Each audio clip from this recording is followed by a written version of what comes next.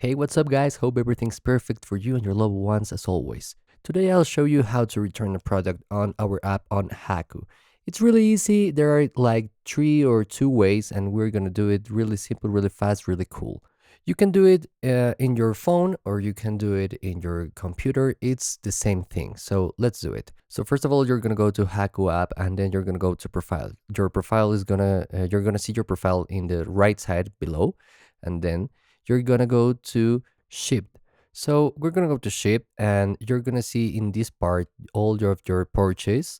And well, I don't have anything right now, but you can see everything, like preparing, already sent, everything. So you can do it right here. The other option, you're gonna go to your help center, and you're gonna go right here.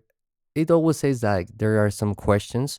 You're gonna select contact us. Well, it's important you have your session open, and you're gonna select the product you wanted to return it, and then the help center will show you how the steps are to return the product and to have your money back. It's really easy, it's really simple. I hope this video was useful for you, and see you in another one. Bye.